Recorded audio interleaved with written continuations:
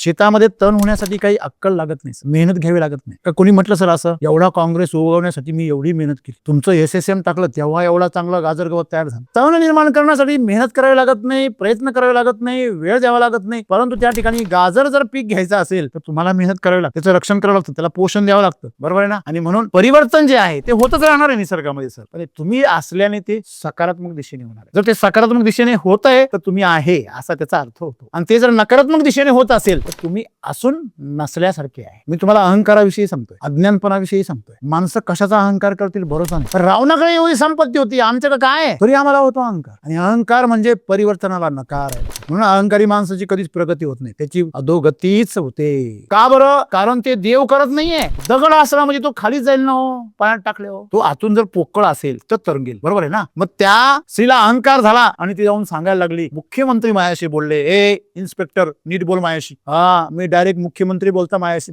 मग त्या इन्स्पेक्टरने विचारलं, काय बोलले तुम्हाला मुख्यमंत्री? मी झाडीत होते, ते म्हणले बाजूला व्हा. अशी केविलवाणी आमची परिस्थिती आहे. जो काळाबरोबर बदलला तोच ह्या काळाचं नेतृत्व करतो.